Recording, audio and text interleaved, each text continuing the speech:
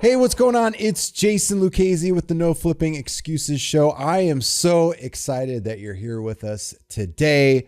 Now, before I hop into today's topic, which I'm really excited about, we haven't discussed this before on the show, but we're doing that today. Now, what I want you to do, we're giving you tons and tons of content. We want to make sure you do not miss out on anything. So make sure you hit the subscribe button below. Make sure the notification bell is turned on so you'll get pinged whenever a brand new episode comes on.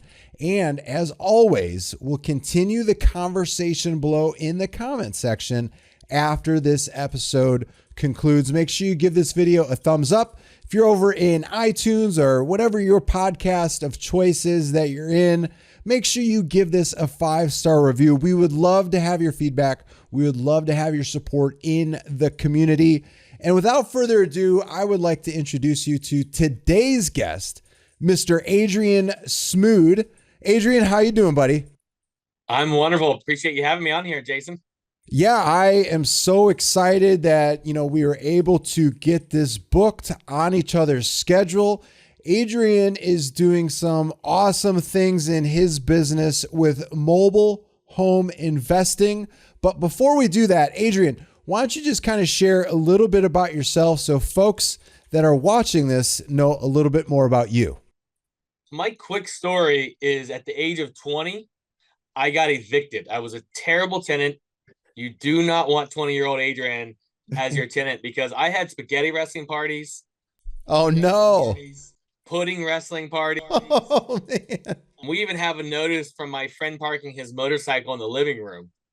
Now, we're in... Oh, my goodness. So why would you park a motorcycle in the living room? Well, it's to keep it from needing to be warmed up. That's not a joke. In Central Florida, he said that. But anyways, so eventually, after getting evicted multiple times, I bought a house because I solved problems. Yeah. Moved all my friends in, the ones that helped me get evicted. And then I learned what the landlord side was. But I was living for free because I divided my mortgage up amongst my friends. It was awesome. So I said, let's do this again.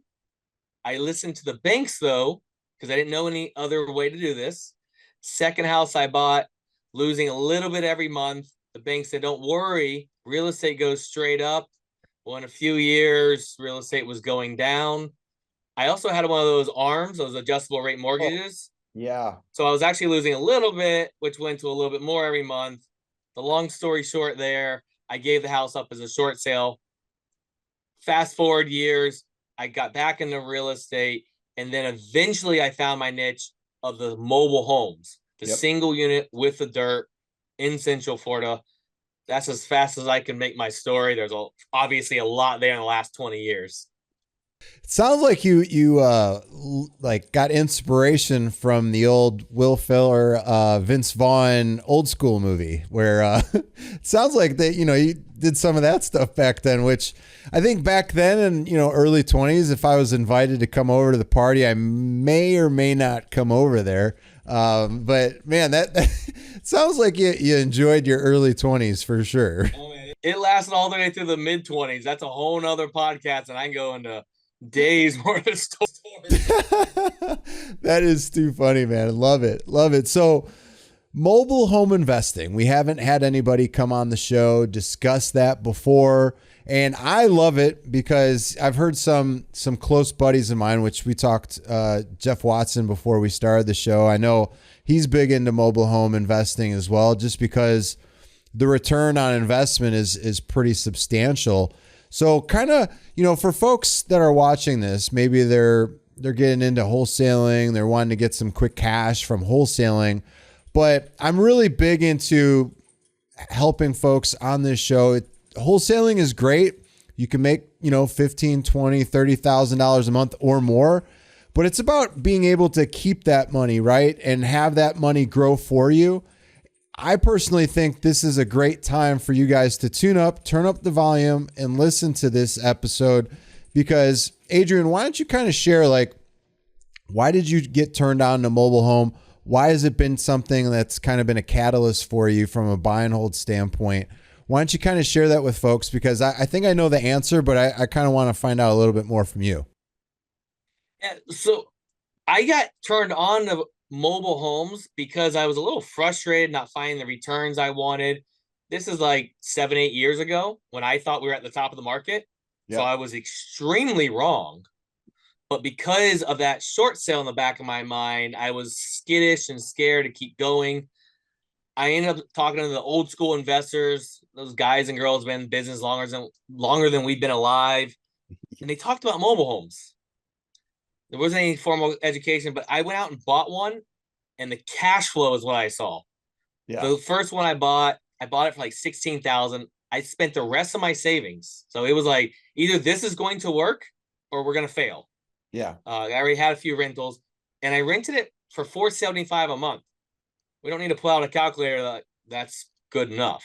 Right. Obviously, it's gone up a lot since then.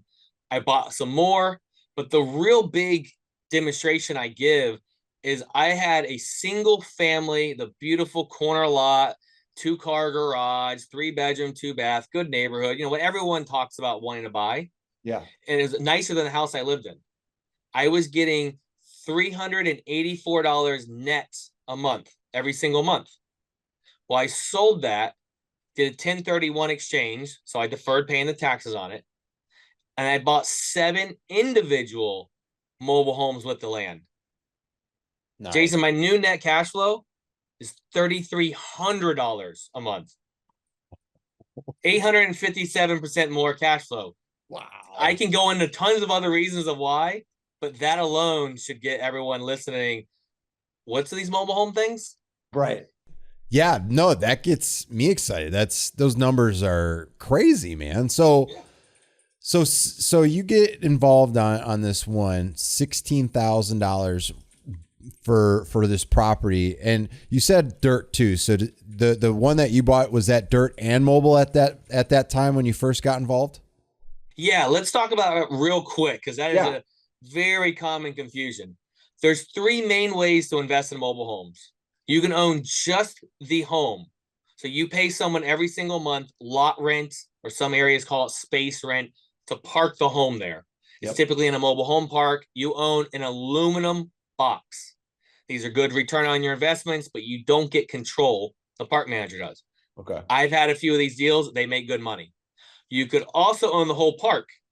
These are very competitive space right now. There's 2 main ways to run those. You can own everything, the homes, land, everything. You own a flat apartment complex, or you can own just the dirt. People pay that lot rent every month. You own a big parking lot. But remember, those are really competitive, and there's a lot of financing problems right now in that world. They've really tightened it up. Okay. The middle area is where I'm at, and it's just like this forgotten little middle niche. I own a single unit, 1 unit, and I own the dirt. It's a real estate transaction. So I get to make all the rules. I still get their great return on my investment, and I have that dirt as some security as well, and I rent it out. That's awesome. And I think a lot of people should know more about this, especially if you're going to be making some good money flipping properties wholesaling wise.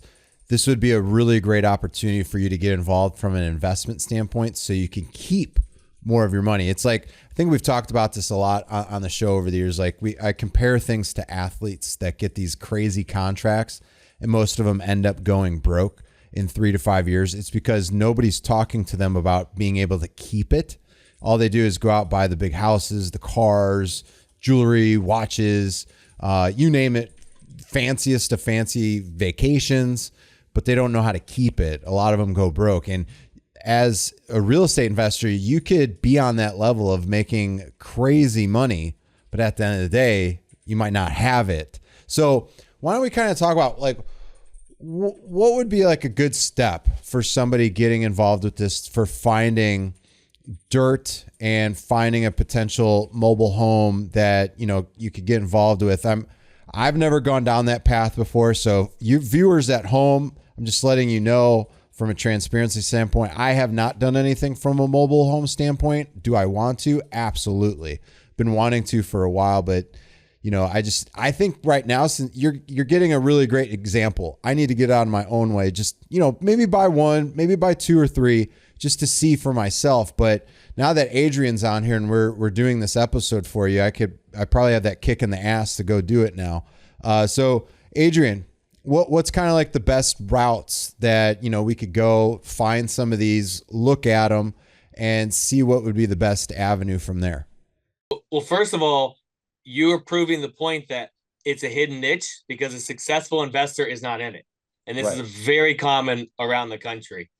The easiest way is exact same way you're finding houses right now. You just change the word house in your marketing over to mobile home.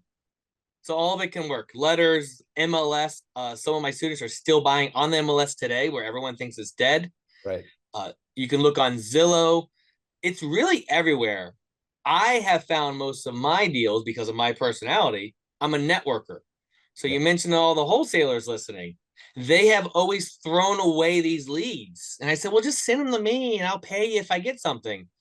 And they ask for very small bird dog fees when they could have gotten it under contract and then brought it to me, or just brought it to me and say, hey, how much do can you pay for it? And then make it actual wholesale fee, not a few $100s. Yeah. So they just leave them on the table. They're going to come across anyways, but really market however you're going to market. I will tell you from my portfolio, I don't get that many letters. All these, you see, you had the facial reaction. Really, you're not getting letters? We have properties we've never gotten letters on. And I have friends that do the fix and flip model, spending a few thousand a month, getting tons of leads with mobile homes because people aren't mailing them. So it is really an untapped market. I love this. So from a competitor standpoint, you could still do this from a wholesaling standpoint, which we'll get into that here in just a minute. I like that you covered that. And for folks that are wondering, well, I might not have the 16,000 like Adrian said to buy it. You don't have to do that. So we'll cover that here in a second. But Adrian, what do these mobile homes look like? Do you have to do maintenance on them? Do you have to, do anything fancy to them? Like what do they look like for folks that might be, they see that thing in the back that's your image. Like, is that what the typical units look like, or what do they more look like traditionally? One that's watching, and if you're not watching, you're just listening, you should jump on the video and see the 1960s behind me that came with most of its siding, which, by the way, I'm still making payments on this. People think you can't finance them. I am making payments. Let's break up your question into a few different years. Let's go with the 1960s, 1970s. Yeah, there's some 1950s. I don't own any of those, but I own a lot of 1960s and 70s. Okay. Those are lower quality structures. There's a very important year in the mobile home space. It's June 15th, 1976. That's the year HUD, the federal government, came in and said, we're going to have a standard now that you have to build these on. But then it didn't help a lot. I got rid of some of the aluminum wiring, but they have made the quality better. So the 1960s and 1970s are going to be higher maintenance repairs. You could use any of the strategies that you use with your single family space. So you could do like a lease option, you could own or finance it. Obviously you got to comply with the Dodd-Frank Safe Act, but that is not a bad strategy with one that is going to be more of a handyman special. So it is going to be a lower end product, but they have made me the higher ROI. I do a little bit less of those today. Those were fantastic for my growth because people that will get in the mobile home space, then they're even scared of the old 1960s and 70s. You can't get insurance as well on them. Financing is a little more difficult unless you learn all that. So that just means I buy at a better price. Yeah. Less competition, more barriers. I buy at even a higher return. Okay. Let's look though. Sorry. Go ahead. No, I was just saying that makes sense. So the 1990s, let's look at there and then anything newer. So the newest I've ever bought is a 1999. So the 1990s, you can still get bank financing. The structure is much better. It's more solid. You can get good insurance on them. You can, like I said, fix and flip it. There's these things called tie down straps that actually anchor it to the ground so the hurricanes don't blow it over or turn it into a tornado missile. Those are going to cost you a little bit more, but you're going to get a little bit lower return, but you should have less maintenance repairs. I have found those are also on a little bit larger plots of land. So now I have a little bit of a land play. Maybe I have an acre, acre and a half in the path of progress that I call my lotto ticket. I'm going to rent it, rent it, rent it. And one day Jason's going to call me up as a builder and say, hey, I want to build on your lot. And I said, good, here's your ticket. Here's your price. So I look at those for that way, but I still cash flow it. Then you have, go ahead. Oh, no, go ahead. Sorry. I didn't mean to. I just want to touch real quick on the 80s. Yeah. They're in the middle. It was kind of a transition time. Technically, yes, you can still get some bank financing. I don't see it often at all because you have to get it in such condition and bring it up to bank qualifications. I just don't see it often. I see them more as a rental. But I definitely like the 1980s better than 1970s. The 60s and 70s, to me, they're the same. And once we get into 2000s, we can get basically the same quality materials as in a site-built home. I just haven't played in that world because I like cash flow a little bit too much. Makes sense. Yeah, that's kind of like me. So you bring up bank financing. How does the bank financing work on some of these mobile homes that you're getting then? Because some people out there are probably familiar with the whole BRRRR strategy. You know, I'm assuming because of the equity in some of these mobile homes, you probably can't do the BRRRR as well as you can like on properties that have larger equity. I don't know. But how does the bank financing work? Is it similar to like a residential property, or how does that work? So if you're going to fix and flip it, yeah, it's essentially the same. You're going to have a few more qualifications the bank is going to look for. The tie downs and straps that I mentioned that anchor it to the ground, they want to make sure those are up to code. Obviously, Florida with hurricanes, where I'm at, those are pretty strict. Other states, they haven't really changed it that often. Your skirting, that's that pretty stuff that goes around so you don't see underneath. They want to make sure that that only has certain size holes in it. So you have little things like that that are on top of a normal house. In general, I tell people to go to a community bank or a credit union. For one, I just think that they're better to deal with than the big Bank of America. Sure. But their portfolios, they'll understand them a little bit better. Like any bank finance, you have to keep talking to them. Honestly, I'm not a bank finance guy at all. I use private money and I use a little bit of my own cash. I'm not scared of that, but we all know that that runs out. And then owner financing. So those are my three main ways. When you're getting really good return on your investment, I'm not that concerned with having to share some of it with my private money. I'll give you the example. My very first private money, I paid him off last year and we did all the math. He made 17.5% on his money. Wow. I don't know anyone that wouldn't take that. And people think I'm crazy that I paid that. But would you guess that I had $500 in that deal and I was making $250 a month? Wow. So now who got the better deal? And who wants to give me more money? That guy. Yeah, exactly. Now I've proven myself, so I'm not paying even close to that. I'm not even paying half that. But when you get a really good return, you don't have to worry about your first time getting private money to prove to people, hey, I have a good concept here. I have what looking for, because people will take a little bit more, we'll say, risk. Yeah. And then the owner financing, the quick on that is these older ones, the 1960s and 70s, the sellers typically know you can't go get financing from a bank, especially if they're a homeowner. They bought an owner financing. They know that there's not. So they don't give me the excuse, well, why don't you just go to the bank? I don't have any sellers of the old ones tell me that. So they're already kind of in that world. It's not a brand new topic to them. They actually, will say, know more than some investors on the topic. So it just hasn't been as hard to have that conversation. It obviously doesn't work for everyone, but at least we can have that conversation to see if it's a good fit for them. Yeah, I really like that. I like how you phrase that there. And then, so with finding people like, let's just say you get this unit. Let's just say it's a 1991 unit. It's nice. How would you, so I'm assuming you negotiate with the seller, get the deal. Let's just say you buy the dirt, you buy the unit, you use a little bit of private money on the deal. What's next steps from there for you to start having a cash flow? I make my properties safe and livable. We don't always make them very pretty. Without going down the entire property management rabbit hole, which is a topic I love, we create our avatar of who we want in our properties is the blue collar handyman, handy woman. So a lot of people think of the marketing of finding the properties. Well, I think of it as well as finding my avatar resident that's going to live there, and I'm buying a property and fixing it up to what they want. Okay. So I'm looking for fenced yards, maybe a little workshop or a carport, something that they really like. And they don't seem to be upset if it might be a little ugly. Maybe the paint color is bad because they come in and say, well, can I paint? I mean, that's what I do for a living. And they don't mind doing it. And I'm comfortable with that. So we manage everything the exact same way, but that's been my niche of it. So we make it, like I said, safe, livable. I know you're going to ask me about the contractors.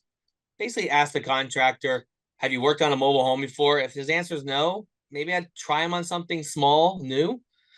But they're not that difficult. They are a little different, but they're not that difficult once you learn how to work on them. So we found some contractors literally door knocking. He was working on a site-built concrete block home. I saw his work. I said, hey, have you ever worked on mobile homes? He said, yep. And he's been my guy. We've grown with him. I'm paying more than I want right now, but I don't have to babysit him. And we know once we get in the business long enough, we stop wanting to babysit contractors. Yeah, And then absolutely. we put out there for rent.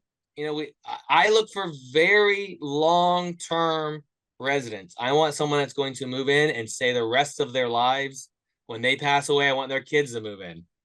So I look for very long-term. I like the Airbnb space as a user, not as a owner. So that makes that's really a great point you bring up. From statistics that you've been able to see from doing this for as long as you have, and I know you mentioned your partner does quite a few of these too. Do these people like end up staying, for long periods of time? Do most tenants for mobile home properties stay there for years and years? I actually have one of my VAs collecting some of the data that I haven't been the best at keeping everything. Yeah. My answer is yes when you set it up the right way. So obviously, this property behind me, they've been there since we bought it, I want to say 5 years ago. We own the property next door. It is not the best road. We fixed it up, but it's still not going to be the best property in the world. Sure. So property next door, we're on our third or fourth person. It's vacant this minute. So it's going to have a little bit more of a turnover. Sometimes because it's what it's going to attract. But that 3-bedroom, 2-bath, double wide on an acre of land, fence. I mean, it is, people want that land space just as much as they want the home. Yeah. Those we don't seem this very high turnover, but life will still happen. You know, we just had someone move out and we were shocked. It ended up being a family matter of why they separated, but they had come from 9 years previously and they only moved because the owner sold. So when they were moving a year and a half later, we were like, are you okay? And you can't predict everything, but yes, they stay. They want to stay. You know, when you attract, this isn't just for the mobile home space. When you look to see what does someone look for when they are staying a long time, I found a lot of that's privacy, treat them with respect, set up some of the terms to incentivize them to actually stay a long time. And that's what we do. And we tell them, you know, we're here to help you. This is your home to live in for hopefully forever. Yeah. Yeah, absolutely. And, a couple more things. I know I don't want to have this could be easily, hour and a half, 2-hour podcast, but I want to make sure, I want to be mindful of not only our time, but, viewers' time as well. So, like I was saying just a little bit ago, we can do wholesaling on these. So for people that are like, yeah, I want to get involved with mobile homes, I don't have necessarily the takedown money for one of these yet. But Adrian, why don't we kind of touch on really quick? You touched on it a little bit ago. A lot of wholesalers, they see these leads, they run from them, so they put them in their dead pile. What would be a great suggestion to you, or not to you, but from you to viewers watching this right now on, you could turn those dead leads into a few hundred, maybe a few $1,000s, depending on the mobile home by, talking to somebody like you in their area. Yeah, there's people like me in every market that buy them. I just happen to be loud about it. Most mobile home investors I have found are pretty quiet. You can just go to your local meetings and talk to people and say, hey, who's buying mobile homes? And if you're maybe I'll use the word lazier, don't take it offensively, but you're just going to sit behind your computer, just Google, I buy mobile homes in your city. Yep. And I would be very shocked that a bunch of them don't show up. And then call those guys and girls and say, hey, if I get a mobile home, what are you looking for? I'm actually doing that right now, but I buy houses, and calling those guys and girls and say, hey, do you buy mobile homes? When they say no, I say, sell them to me. So those are your two quick, easy ways if you don't want to go and spend the money and time on the actual outbound marketing. And I'm an inbound guy. I like people to call me versus me send it out. I just haven't been very successful putting it out there. I think it's my personality. I like to come talk to people. Yeah, same. And I think, for folks that are wondering, you can do wholesaling with mobile homes. Although I haven't done them, from what you're talking about, it's a real estate transaction. So you can make money on it. You could get the contract under, let's just say you find one for 16,000. Let's run with that number since that's kind of been the theme. So you find it for 16,000. Let's just say you find somebody like Adrian that sees the potential cash flow opportunity and he's willing to pay you, let's just say 19.5. There you go. You just made yourself a $3,500 assignment fee. And most people see that as a dead lead. You do that 10, 20 times a year. That's an extra 35 to 70 grand in your pocket that most people just toss in the trash. So you could do this with mobile homes too. So why don't we hop in as we kind of segue, as we're kind of going, we're not to the end quite yet, but I wanted to touch on property management. How does that do? Do you do your own units? Do you have property managers for some of your units? How does that look, and why is that something that you love? Because a lot of people absolutely hate it. Well, the reason I love it is because a lot of people hate it.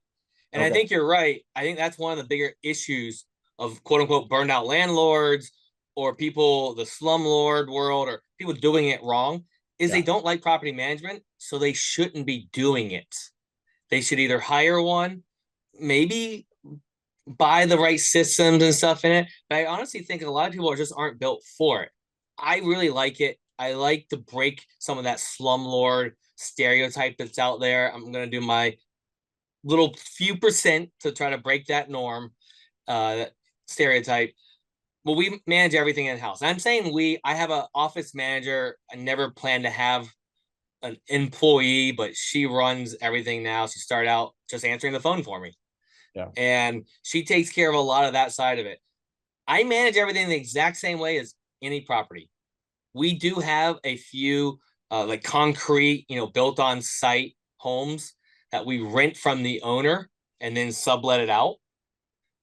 Some people call it sandwich lease, master lease, but we have a few of those. We manage everything the same. And I'll tell you, some of those properties actually take us more time and headaches than some of our mobile homes because we inherited the tenants that were there. And that's a lot of the thing. My biggest advice when it comes to property management is set very good, clear expectations and don't become a motivated landlord. That's why I'm not big on high debt, because then we get motivated because we're paying all this money waiting for the right person. Yep. So set good expectations. I mean, we spend an hour and a half reviewing the lease and they cannot sign it right then. Because every once in a while, you find that it just didn't sit well with them. And we ask them a little bit more and we let them out of it. We don't want someone that doesn't like our rules and it's not going to be a good fit for each other, because really, then we have to turn it over soon. And I don't believe it's good for people to have to move that often. It doesn't benefit them to move in for a few months and then us have to evict them. That's not a beneficial thing. Yeah. And is the eviction process, I'm assuming it's pretty much the same, right, as residential. If you own the home and land together and you're renting it out, yes. If you're a mobile home park, it is a different eviction process, but everything's exact same if it's considered single family. Basically, consider it a single family home. The structure happens to not be made out of wood or not be made out of concrete. It was hauled on there with the axle. Gotcha. Okay. Yeah, that makes sense. Okay, cool. So Adrian, man, you've shared a ton on this episode. And as we start to wind down here and, share some of the things that people know we like to share towards the end of our podcast, one of the things I want to find out from you is, we ask this question to everybody. What's been a really good cornerstone book for you that's been time tested, kind of helped you along the years? Like, what would be a good recommendation from you? And has there been a book like within the last 6 to 12 months that you could possibly recommend to our folks? So my favorite book is always the last book I read because it's the book I needed the most at that moment in my life. Yeah. And I happened to pick up Adam. I have a whole thing of books. Feel the Fear and Do It Anyways. Susan Jefferson. A friend actually gave it to me. I wasn't even on a listener. I am loving this book. And I was wondering, it's a mindset book. I was wondering if it was a book I'd even understand years ago. Yeah. But I'm really, the concepts from a book, you don't even need to read it, is Hal Elrod's Miracle Morning. Listen to one interview of him, an older one, because he doesn't talk about the actual Miracle Morning as much. I have been doing that, I think, for 6 years now. Probably missed 30, 40 mornings out of 6 years. It is a mindset. It's a way you start your day. That is one of the many things that have just changed my life. And I plan to do it for the rest of my life is that I could get into real estate books, but none of the real estate knowledge is going to work if we don't have the right mindset. And if we keep upgrading our mindset, the real estate stuff works faster and easier. Yes, I agree. 100%. 100%. I love when somebody comes on and shares, kind of like a motivation, inspirational mindset type book. That's awesome. I appreciate you sharing that. And I know you've got a place for our folks to go. We're going to have that link pop up right here. noflippingexcuses.com/mobile. Adrian, what can they expect when they go to that site? It is my course that I made because I didn't have anything when I started. I made a lot of mistakes. So my brand, the Lifestyle REI, is to teach from my success and my failures. So hopefully I can save some people from getting that bankruptcy, that short sale that happened in my life.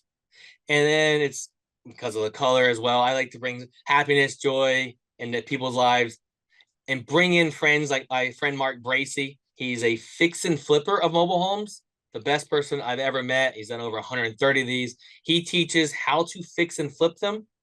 And I teach how to buy and rent them. And it is not an upsell course. It is a course that's all there. It's a video course. You go through all the lessons. You can ask questions within it. And it's all right there on the website, self-paced. And it's there to help you go and change your life to get more freedom. Love it, man. So if you guys would like to find out more about Adrian and, about mobile home investing, make sure you check out noflippingexcuses.com/mobile. So we'll have that right here. We'll also have it in the show notes for those of you that are listening to it on whatever podcast provider that you have. So as we are winding down here, Adrian, any parting words for our folks that are listening to this episode? I usually like to tell people to go and take massive, imperfect action. That changed my life a few years ago when my good late friend, Bill Murillo, I'm not sure who he got it from, but he's the one that passed it to me. And it's basically like, we're going to plan to fail a little bit. Yeah. And I know you've studied a lot of successful people. I've never found anyone super successful that hasn't failed.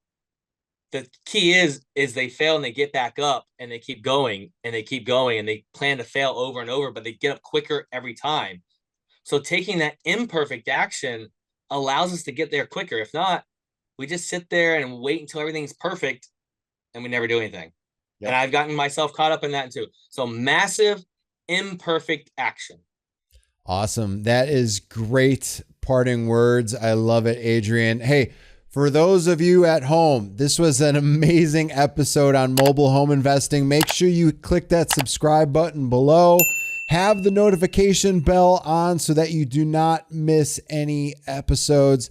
Give this video a thumbs up. Adrian knocked it out of the park, and we'll continue the conversation below. Go ahead, drop a comment. Let us know what you enjoyed most about this episode. We'll be more than happy to follow up with you. If you're over listening to this on podcast, make sure you give this a 5-star review. Would love to hear and see your feedback. But other than that, I'm Jason Lucchesi. Thanks for tuning in to today's No Flipping Excuses show. Adrian, thank you so much for being here. All of you, thanks for viewing and watching this. Have an amazing day. Take care. Bye now.